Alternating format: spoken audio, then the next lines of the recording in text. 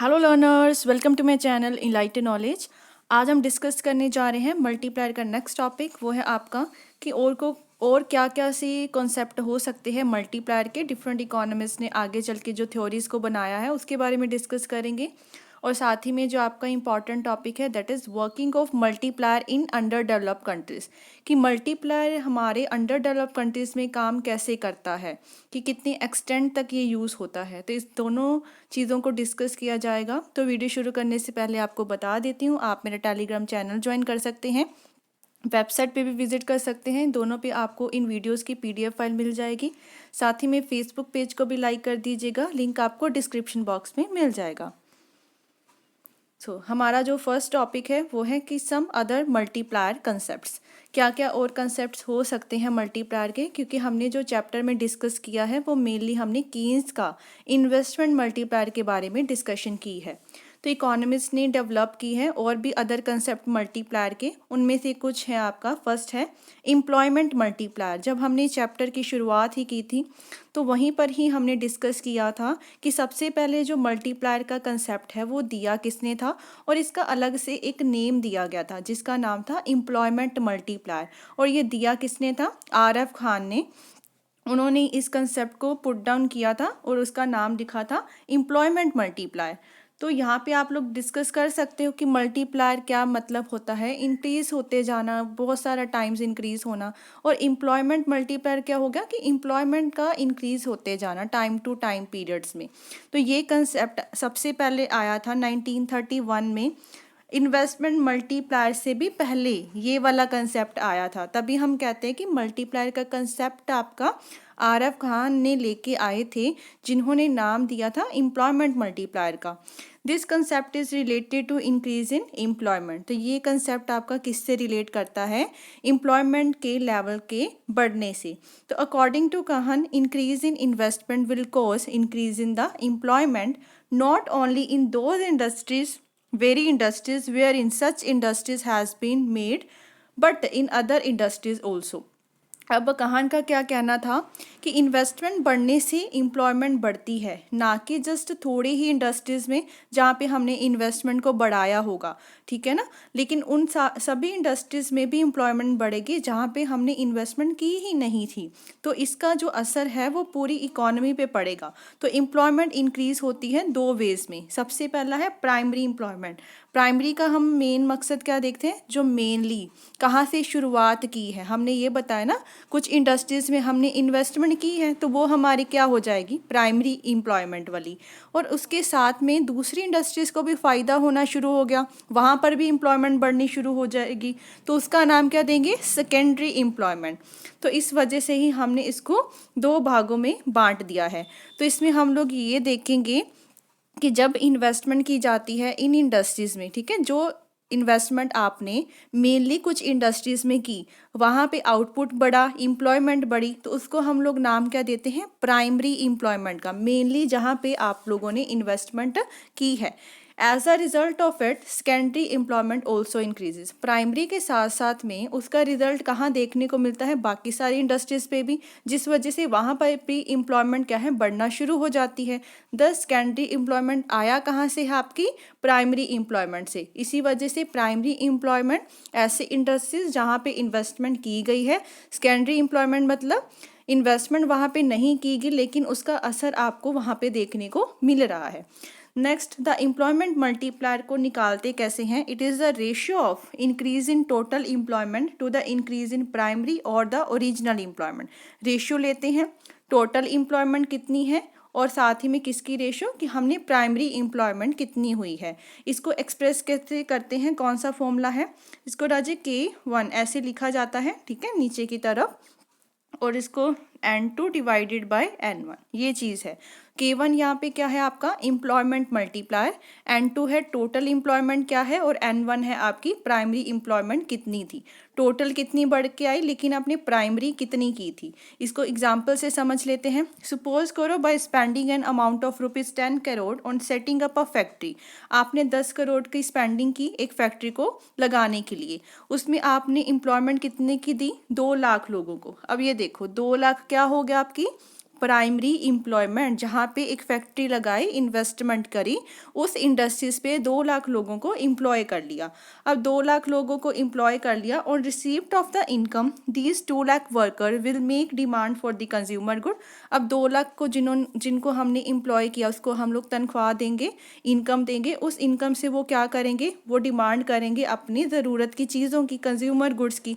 उस तरीके से क्या होगा कि इंडस्ट्री एक और बिल्डअप हो जाएगी। कंज्यूमर गुड इंडस्ट्रीज़ की जो आउटपुट है उसको भी बढ़ाना पड़ेगा क्योंकि डिमांड बढ़ गई है। In order to increase their output, उस आउटपुट को बढ़ाने के लिए फिर उन लोगों को क्या है, उस इंडस्ट्रीज़ को और लोगों को हायर करना पड़ेगा। ये देखो एक इंडस्ट्री से दूसरी इंडस्ट्रीज़ का कैसे लिंकेज हो रहा है, वहाँ पर कैसे एम्प्लॉयमेंट बढ़ रही है। So demand for the goods and services will increase. अब लोग जितनी जितनी डिमांड को बढ़ाते जाएंगे उस तरीके से क्या होगा, और ज़्यादा एम्प्लॉयमेंट धीरे धीरे बढ़ती जाएगी। It will lead to the more employment. तो ये दिखाया गया है। जैसे कि हम मान लेते हैं ऐसे करते करते 6 लाख लोगों को हमने एम्प्लॉयमेंट दे दी, तो मल्टीप्लायर कैसे ढूंढोगे, टोटल एम्प्लॉयमेंट कितनी हो गई 6 लाख, उसको डिवाइड किससे करेंगे, प्राइमरी, उस इंडस्ट्रीज में किन लोगों को एम्प्लॉयमेंट दी थी हमने, 2 लाख को। तो 2 लाख से 6 लाख डिवाइड करोगे, आंसर क्या आ जाएगा, 3 आ जाएगा। तो दैट मीन्स आपका एम्प्लॉयमेंट मल्टीप्लायर का आंसर क्या आ गया, 3। Importance of the Kahn economic multiplier lies in the fact that during the days of depression a little increase in primary employment in public work projects may lead to the multiple increase in the total employment। तो कहान की जो multiplier की importance कहाँ देखी जाती है कि जब डिप्रेशन का पीरियड आता है तो थोड़ी सी भी आप प्राइमरी एम्प्लॉयमेंट को बढ़ाते हो तो उसके साथ में आपकी मल्टीपल इंक्रीज आता है, किसमें, टोटल एम्प्लॉयमेंट में। तो कहाँ एम्प्लॉयमेंट मल्टीप्लायर और केन्स का इन्वेस्टमेंट मल्टीप्लायर ये दोनों इक्वल हो जाते हैं, कहाँ पे आके, शॉर्ट पीरियड में, क्योंकि शॉर्ट पीरियड में इनकी जो पॉसिबिलिटी रेशियो होती है बढ़ने की, इंक्रीज इन इनकम की और एम्प्लॉयमेंट की सेम रेशियो से ये बढ़ते हैं तो इक्वल आ जाते हैं। लेकिन लॉन्ग टाइम पीरियड में ये दोनों इक्वल नहीं आ सकते। शॉर्ट पीरियड में कहाँ का केन्स का मल्टीप्लायर एक तरीके से इक्वल हो जाता है, लॉन्ग पीरियड में ऐसा नहीं होता। तो ये था आपका फर्स्ट कंसेप्ट मल्टीप्लायर का। सेकेंड बात करते हैं फॉरेन ट्रेड मल्टीप्लायर की। तो professor Machlup in his article mister Clark and foreign trade multiplier has examined the foreign trade multiplier at length. तो इन्होंने एग्जामिन किया था फॉरेन ट्रेड मल्टीप्लायर को। अब इसमें हम लोग रिलेट किसको करेंगे, इम्पोर्ट एंड एक्सपोर्ट को। When foreigners import goods from our country, अब हमारे लिए क्या हुआ, एक्सपोर्ट हुआ, फॉरेनर्स हमारी कंट्री से सामान को खरीद रहे हैं तो हमें क्या मिलेगा, पैसा मिलेगा, क्योंकि हमारे तरफ से उस सामान का एक्सपोर्ट हो रहा है तो हमें रेवेन्यू मिलेगा। तो income of those people who work in export industry will increase. अब उन लोगों की आमदन क्या हो जाएगी, बढ़ जाएगी, और वो बढ़ी हुई आमदन को स्पेंड कहाँ पे कर देंगे, कंज्यूमर गुड्स को लेने पे स्पेंड कर देंगे। तो effect of it will be that the income of those people will rise who produce consumer good. अब जो लोग कंज्यूमर गुड बना रहे होंगे उनकी भी इनकम क्या हो जाएगी, बढ़ जाएगी, क्योंकि लोगों ने डिमांड को बढ़ा दिया। इस वे में क्या होगा, एक्सपोर्ट के बढ़ने से आपकी जो एग्रीगेट इनकम है उसमें बहुत ज़्यादा टाइम्स का आ जाएगा, इंक्रीज आ जाएगा। तो अदर वर्ड्स में हम लोग कह सकते हैं ratio of change in the total income to change in the export income is called the foreign trade multiplier. इसको कैसे निकाला जाता है ये बताया गया है।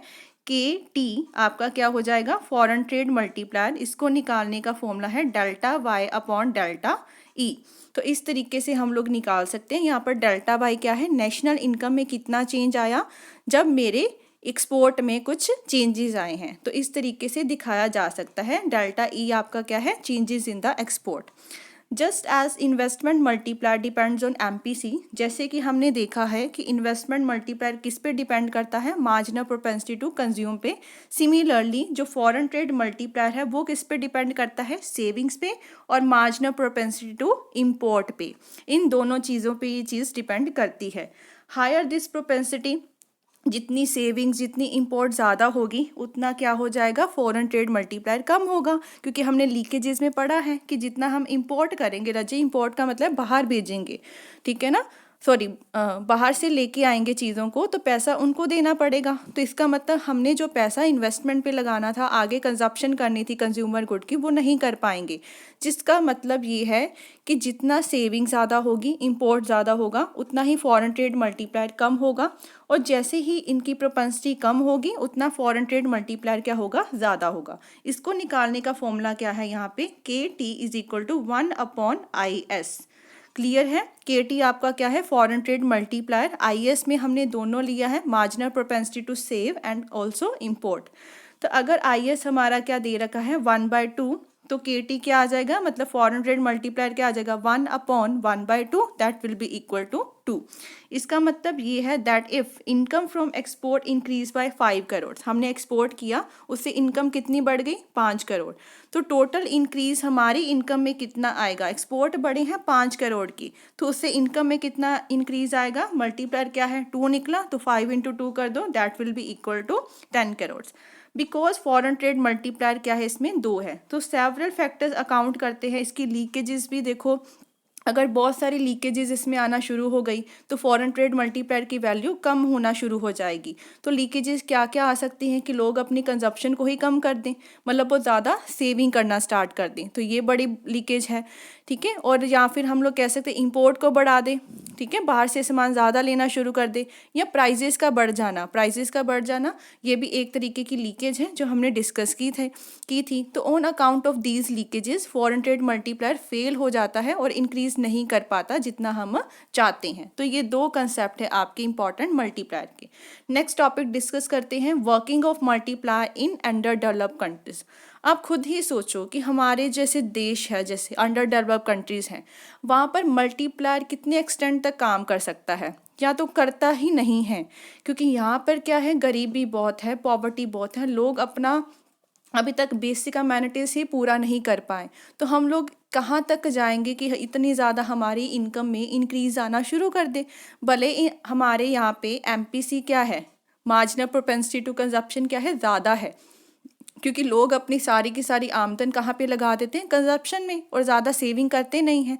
तब भी हमारा मल्टीप्लायर क्या होता है, कम होता है, क्योंकि यहाँ पे लोगों को इन्वेस्टमेंट उतनी करनी नहीं आती या वो करना नहीं चाहते। तो ये बहुत सारे ऐसे चीज़ें हैं।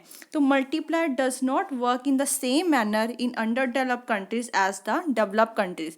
जैसे कि डेवलप्ड कंट्रीज़ में मल्टीप्लायर काम करता है, वैसे अंडर डेवलप्ड कंट्रीज़ में नहीं करता। ऑलरेडी एक्सप्लेन किया गया है कीन्स के द्वारा कि डेवलप्ड इकोनॉमी में जब हम इंक्रीज़ करते हैं इन्वेस्टमेंट को, तो बहुत ज़्यादा इंक्रीज़ देखने को मिलता है इनकम में, because due to the multiplier effect. और ये इंक्रीज़ होता क्यों है, ये डिपेंड करता है MPC पे। MPC जितनी ज़्यादा होती है, मल्टीप्लायर का इफेक्ट भी उतना क्या है, ज़्यादा होता है। MPC no doubt high in the under developed countries, हमारी कंट्रीज़ में MPC ज़्यादा है, लेकिन तब भी हमारी मल्टीप्लायर की वैल्यू क्या है, कम है। तो इसके पीछे में जो रीज़न है वो क्या हो सकता है, the reason being that the working of multiplier hold good when a part of increased income as a result of increase in investment is spend in the second round. हमने ये देखा है कि अगर एक बार ही इन्वेस्टमेंट करते हो, इनकम में कोई ज़्यादा इंक्रीज नहीं आएगा, वो दोबारा से रिवर्ट बैक हो जाएगी अपनी इनिशियल पोजीशन पे। मल्टीप्लायर का इफेक्ट तब भी देखा जाता है जब आप उस इनकम को, उस एक्सपेंडिचर को सेकेंड राउंड तक लेके जाओ। क्लियर है। On account of this expenditure in the second round there will be corresponding increase in income. जब सेकेंड राउंड में लेके जाएंगे तो उससे इनकम और बढ़ेगी। अब यहाँ क्या होता है, एक लेवल पे ही हम लोग जैसे इनकम बढ़ती है, लोगों ने कंजप्शन की, आगे वो बढ़ाते ही नहीं है, आगे वो किसी की और इनकम बनती ही नहीं है, वहीं पे क्या है वो ख़त्म कर देते हैं, और उसमें से पार्ट क्या है, होल्ड करना शुरू कर देते हैं। Some portion of this increase income will be spend in the third round. अब देखो बढ़ता कैसे, मल्टीप्लायर इफेक्ट चलता क्यों है, अब कुछ पोर्शन आपने क्या किया, थर्ड राउंड में लेके जाओगे, उस तरीके से और भी इनकम बढ़ जाएगी, इस वे में आपकी इनकम बढ़ती ही जाएगी। So this increase in income depends on the MPC। लेकिन अंडर डेवलप्ड इकोनॉमीज में क्या होता है, व्हेन इनकम इंक्रीजेज इनिशियली, हमने इन्वेस्टमेंट इंक्रीज की, हमारी इनकम बढ़ गई, then this increase income when spent in the market. लेकिन जब इस इंक्रीज हुई इनकम को हम लोग मार्केट में स्पेंड करते हैं ना, तो वो हमारे जो फ्लो होता है गुड्स एंड सर्विसेज का, उसको मैच ही नहीं कर पाते। क्यों? क्योंकि लोगों ने जो आगे चल के, मान लो 100 था ना राजे, 100 को स्पेंड किया, 100 की इनकम का इंक्रीज आया। फिर 1/2 अगर एमपीसी है, दैट मीन्स 50 आपने कंजप्शन पे लगाने थे, 50 सेविंग पे। लेकिन लोगों ने क्या किया, पहले तो अपनी इंक्रीज की, लेकिन 50 में से आगे उसको क्या है, लगाया ही नहीं। अगर एमपीसी हमारी चले, 50 को लगाया ही नहीं, उसमें से 25 लगा लिए, 25 इधर लगा लिया, बाकी का बचा हिस्सा सेव कर लिया। तो उस तरीके से मैच ही नहीं कर पा रहे थे वो flow of goods and services पे। That is in these economies increase in the consumption expenditure not accompanied with the increase in the production. जितनी प्रोडक्शन हो रही है उतनी कंजप्शन लोग नहीं करवा पा रहे। कॉन्सिक्वेंटली क्या हो जाएगा कि इस तरीके से increase in the consumption expenditure followed by the rise in the prices. तो धीरे धीरे प्राइजेस क्या है, उन चीज़ों के बढ़ना स्टार्ट हो जाते हैं। दूसरा रीज़न क्या है, another reason is that when the income of people in these economies increase, जब लोगों की आमदन बढ़ जाती है इकोनॉमीज में, उससे क्या होता है, वो फूड की डिमांड ज़्यादा करना शुरू कर देते हैं क्योंकि पॉवर्टी बहुत ज़्यादा है। Increase demand for food and other agriculture products lead to increase in the income of farmer. सही बात है, अगर हमने कुछ पॉवर्टी है, गरीबी है, फूड की हमने डिमांड की, तो इससे क्या होगा, एग्रीकल्चर प्रोडक्ट्स हो गया, उसकी डिमांड क्या है, बढ़ेगी, तो उनसे फार्मर्स की इनकम भी बढ़ जाएगी। अब फार्मर्स की इनकम तो बढ़ गई, लेकिन उससे इन्वेस्टमेंट नहीं बढ़ेगी। उसके पीछे कारण क्या है, because firstly the supply of agriculture produces in elastic, क्योंकि एग्रीकल्चर की प्रोडक्शन एकदम से नहीं हो जाती, इन इलास्टिक है, ये नहीं अभी डिमांड की तो अभी आपको सामान मिल जाएगा, नहीं होगा। And secondly in underdeveloped countries there is shortage of the resources for the development of agriculture। Under developed countries में क्या होता है कि आपकी जो रिसोर्सेज हैं, एग्रीकल्चर है, उसको प्रोडक्शन करने की जो रिसोर्सेज हैं वो भी नहीं हो पाते हैं। The farmers will therefore utilise their increase income in the two ways. अब फार्मर इन्वेस्टमेंट नहीं करते, वो क्या करेंगे, दो तरीके से अपनी इनकम को यूटिलाइज करते हैं। Firstly they will make more use of their produce for the self consumption, production करेंगे लेकिन खुद के लिए, मार्केट में बेचने के लिए नहीं। It will cause corresponding fall in the marketable surplus. अब मार्केट में जाएंगे नहीं तो सरप्लस पैदा ही नहीं होगी, क्योंकि पॉवर्टी है, गरीबी है। पहले वो क्या कहेंगे कि हम खुद की तो पूर्ति कर लें। Secondly they will increase their demand for the industrial good, but the production capacity of the firms producing industrial goods is also limited. अब वो डिमांड तो करेंगे इंडस्ट्रियल गुड्स का, लेकिन जो इंडस्ट्रियल गुड्स की कैपेसिटी है, प्रोडक्शन कैपेसिटी है, वो भी लिमिटेड होती है अंडर डेवलप्ड कंट्रीज में। Hence despite increase in the demand for industrial goods their real output does not increase, rather prices begin to rise. Increase हमने किया इंडस्ट्रियल गुड्स का, लेकिन उसकी आउटपुट में कोई ज़्यादा फर्क नहीं मिलेगा, तो प्राइजेस राइज होना शुरू हो जाएंगे। So according to doctor Rao, Keynesian जो कंसेप्ट है मल्टीप्लायर का, वो अलग अलग अजप्शन पे बेस किया गया है। जैसे कि इनवॉलेंट्री अनएम्प्लॉयमेंट लिया है, ठीक है, और बाद में लिया है industrialised economy, access capacity in the consumption good industry. Next है आपका comparatively elastic supply of raw material and the working capital. तो ये अलग अलग अजप्शन ली थी केन्स ने मल्टीप्लायर के, कि जो कि लागू हो ही नहीं पाती है अंडर डेवलप्ड कंट्रीज में। तो next thing is all this assumption that influence multiplier, जो कि लैक करती है आपकी अंडर डेवलप्ड कंट्रीज में। इन कंट्रीज में क्या पाया जाता है, डिस्गाइज्ड अनएम्प्लॉयमेंट पाई जाती है, छुपी हुई बेरोजगारी, कि लोग क्या है, जहाँ पे चाहिए ही 4 लोग वहाँ पे 10 लगे हुए हैं, तो वो प्रोडक्शन में कोई काम ही नहीं कर रहे। क्लियर है, they have predominantly agriculture economies होती है, इंडस्ट्रियल इकोनॉमीज नहीं होती है। एंड इंडस्ट्रीज जो प्रोड्यूस करती है कंजप्शन गुड्स को do not have excessive production capacity, उनके पास ऐसे रिसोर्सेज ही नहीं है जिससे वो प्रोडक्शन कैपेसिटी को बढ़ा सकें। तो supply of the raw material of capital वो भी इनइलास्टिक रहती है। Hence for want of the assumption of multiplier in under developed countries the concept is not fully applicable to them in countries में, since जो supply है does not increase immediately in response to the increase in investment, then prices and not real income begin to rise. इसका मतलब ये है कि under developed countries में जो अजप्शन है मल्टीप्लायर के एप्लीकेबल हो नहीं पाते। इन कंट्रीज में जो सप्लाई है इमीडिएटली हम लोग बढ़ा नहीं सकते, जैसे ही इन्वेस्टमेंट की प्राइजेज हुए, ना ही रियल इनकम इतनी ज़्यादा बढ़ पाती है। तो ये आपकी कुछ कंसेप्चुअल चीज़ें हैं जो कि अंडर डेवलप्ड कंट्रीज में लागू नहीं हो पाती है। आई होप आपको क्लियर हो गया होगा। अगर वीडियो हेल्पफुल लगी हो, चैनल को ज़रूर सब्सक्राइब कीजिए, like share and comment and press the bell icon, ताकि हर वीडियो की नोटिफिकेशन आपको टाइम टू टाइम मिलती रहे। Thank you.